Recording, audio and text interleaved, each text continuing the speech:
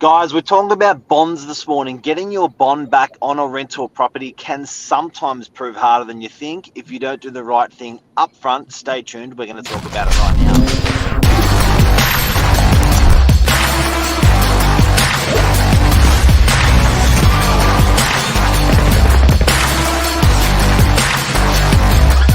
I'm the ringleader, so listen up. SIENNA Thomas. Good morning, Mark Novak. How are we? Very good. How are you going? You a bit stressed this morning? I know. I was running around on FaceTime with you going, I can't see myself on the camera.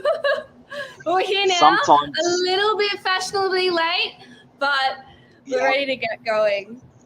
We made it. You didn't stress out. You did well. And for anyone who's watching, sometimes setting up these studios in the morning is it's not how you left it from the day before. So you're sort of trying to go through a problem solve where it's gone wrong. So well done, well done.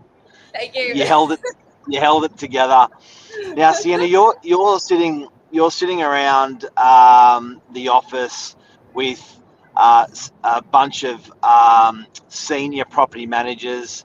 You're dealing with tenants moving out. You're dealing with tenants moving in, and this is a pretty popular topic because it's a significant amount of money, the bond that's held. And for people who don't know, if you move into a rental property, the landlord and yourself, that you will pay a 4-week bond. The bond will get lodged with a bond board. It's held in escrow on behalf of both parties until you move out of the property. When you go to move out of the property, the landlord, represented by the landlord's agent, has to agree that they're going to return that bond.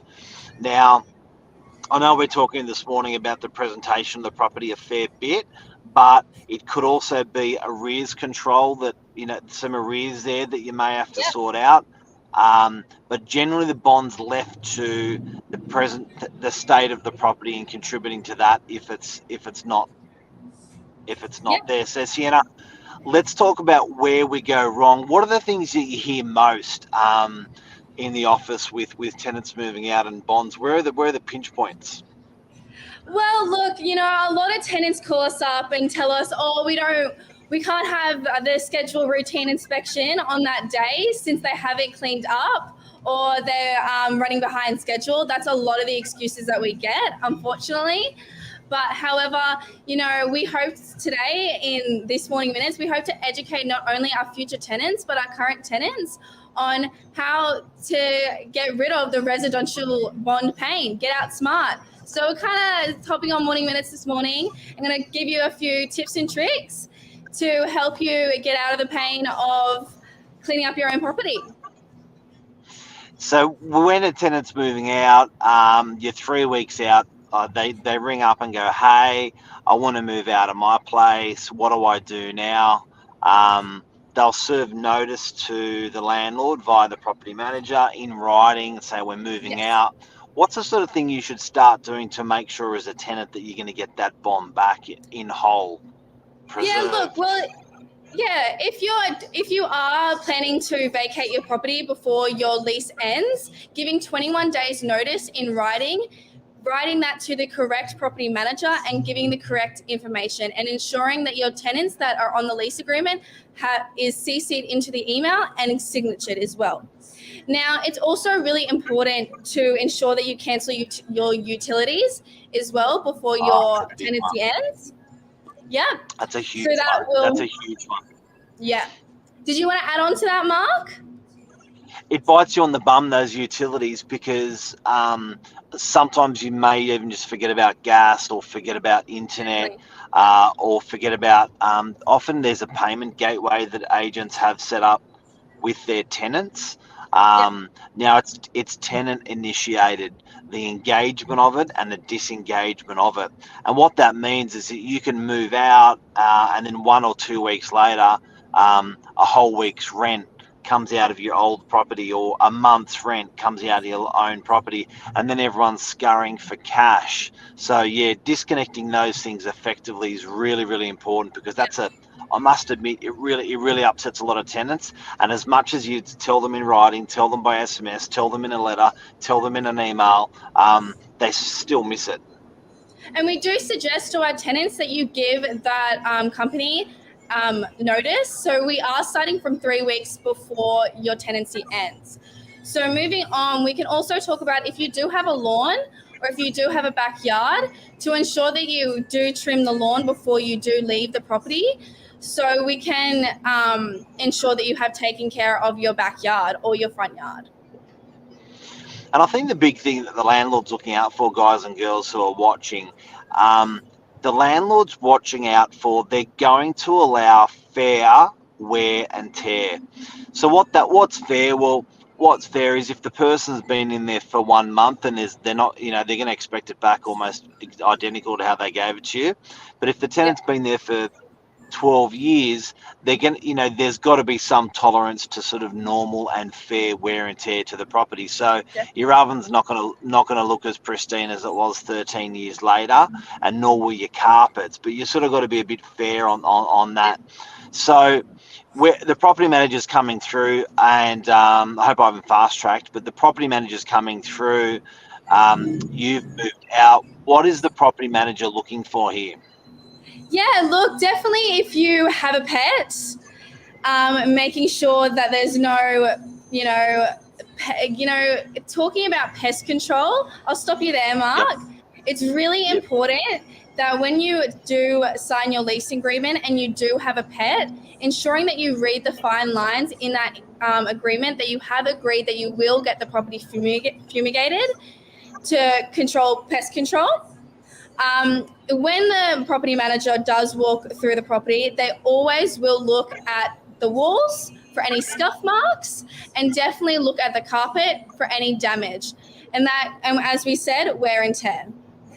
So if the tenant was to live there and they have renewed their lease for about 10 years and she was to walk in there and there's a few scuff marks, it won't be, it's not a surprise, I would say. Now, with it sounds like what I often hear with bond claims is the initial ingoing report is like almost the Bible and the Holy Grail. Yes. So good agencies are providing phenomenal ingoing reports.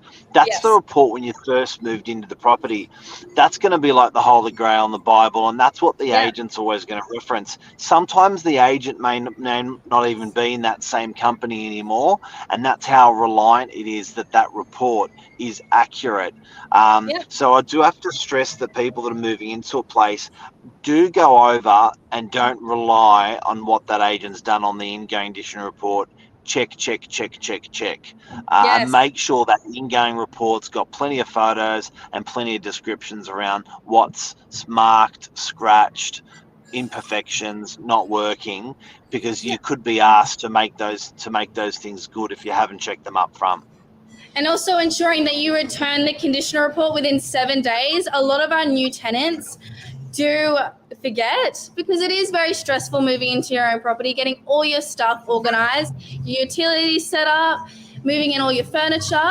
So ensuring that you will return your ingoing condition report so it is valid, that is really important to get your bond back. And also we do suggest to a lot of tenants, to take your own photos, because we're not all perfect. I go into properties and I miss a lot of things. So ensuring that you do go through that condition report is vital. Yeah, got it. So that's going to be the Bible. That's going to be the Holy Grail. Make sure it comes back within 7 days. Make sure you've checked it. You know what?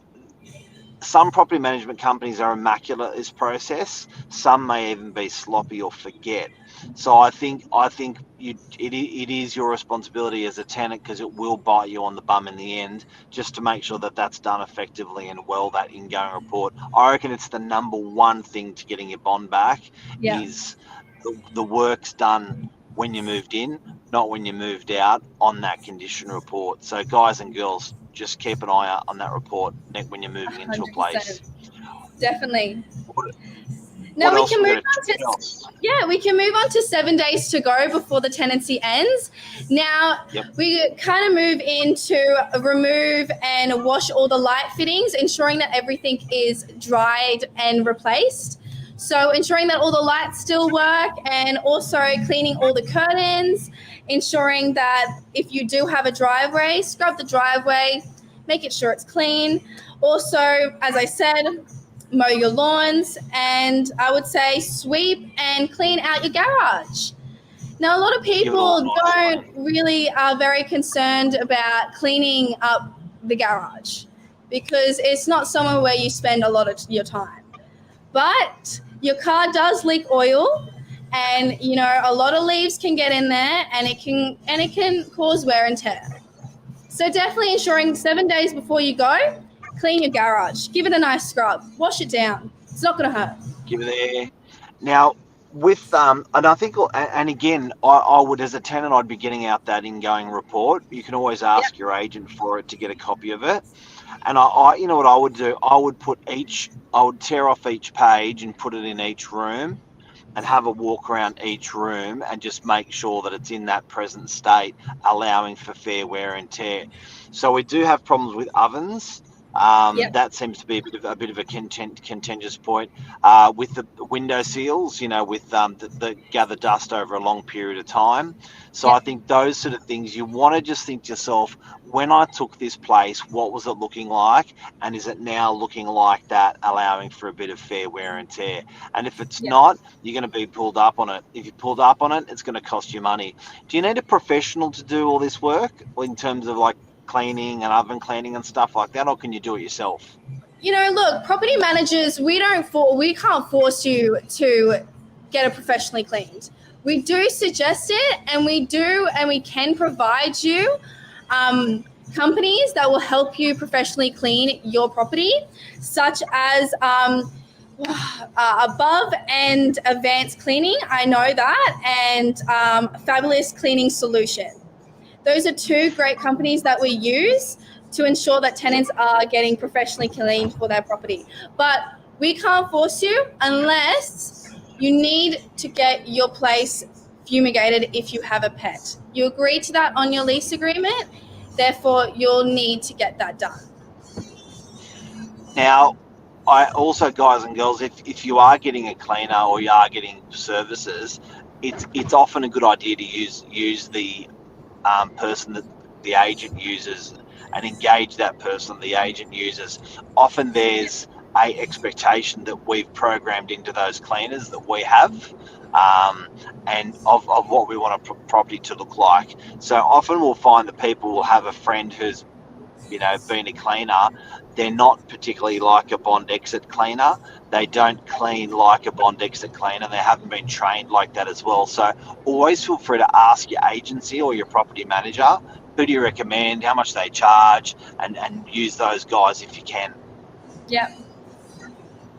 Awesome. So now we can move on to 3 days to go before your tenancy ends. Now, a lot of people like to focus on the bedrooms, the hallways, the living areas, but I also really want to point out it's very vital to make sure you clean your windows. Now, a lot of tenants, they like to clean their windows 7 days, 8 days, 9 days before the tenancy ends. There's going to be wind, there's going to be dust within those 7 days, and it's going to get dusty again. So you're going to be doing it 24 hours beforehand, because you're going to be rushing and cleaning and you're going to be worried. So we do suggest to a lot of tenants, clean your windows 24 hours to 3 days before you and your tenancy. Give them a bit of wipe down. Yeah. So Sienna, there's ovens we've spoken about, dishwashers, the stove top. I think, you know, giving that a really good once over. Windows, tiles, floors, garages in particular, bathrooms. Now this can be a tricky one. Look, you know, if you do have grout, it is something that you should note on your ingoing condition report when you do move into the property. It is something that can affect your bond. However, if it has been in the property beforehand, you don't particularly need to worry about it. But hair within the sink is really important that you get it out. ensuring that you scrub the entire shower, ensuring that all the stains are removed from the shower glass as well. Now, we do suggest to tenants that you should get it professionally cleaned in your bathroom, but it is not. It is. We don't. How do I put this? We don't pressure it onto the tenants, but we do give it a big push into ensuring that the bathroom is going to be professionally cleaned. If that makes sense. Look, there probably is a bit of a war on grout all the time. Do you know what I mean? Like with mold and stuff like that, that's always going to be there. It's a tricky subject. Go back to that original condition report when you moved in. Have a look at what was there and what was not there. Try to match it as close as you can with fair wear and tear. And it is a lot of work. Like if it's a lot of work getting your property ready. What would someone typically pay for a professional clean for a 2-bedroom unit, for example? Oh, you could, depending on the condition of the property, Mark. Look, I haven't had to organise anything in regards to professionally cleaning. Being a leasing consultant for about 4 months now, I haven't seen tenants vacate the property and there to be issues. However, I know for fumigation it can cost up to $500, but for professional cleaning, maybe you can help me out in here. Yeah, I think they're charging about $50 an hour for a cleaner these days, 50, 60. And a 2-bedder will be around about that $400 mark to get the guy. Would it be more expensive if the property is in wear and tear and it's in worse condition? Yeah, look, I think as a tenant, you don't want to give not clean the property for 3 months, then give it to a professional cleaner. It's going to be expensive. But I think if you want to start doing what you're saying about programming good initiatives to get the place clean over a 3 to 1 week period, then when that bond clean gets done by the cleaner, it's a smaller job. But bear in mind, if you're paying, like $400 is going to pay like an 8-hour clean or 2 cleaners for 4 hours. So, it's a pretty extensive clean what these guys do. They're very good. They're very fast. It is very expensive, but you can save your money by doing it yourself, I guess. Definitely. Awesome. Well, maybe we can talk about the last day then. Yep. So the last day, we do suggest carpets should be professionally cleaned, as we said, but also it's really important for the tenants just do a final walkthrough. Do a final walkthrough, see if there's any little things that you need to pick up, any little scratches or bumps throughout the property that you just need to tweak before you leave, and take all the keys back to the office. Now, this is really important. If you have got copies of your keys if you gave copies of your keys to your friends and family, ensure that it's returned all to the office, because at the start of the tenancy, we do scan keys to ensure that when we get our keys back, we get all the correct security fobs, plus front door keys, window keys, everything. It's security for the landlord. And that's going to tie back to your bond as well, because if more keys have to be replicated, then that's going to cost you out of your bond sometimes. So yeah, that's a great idea, and that's all going to be in that ingoing report. So with your original lease, will be a copy of your keys you received.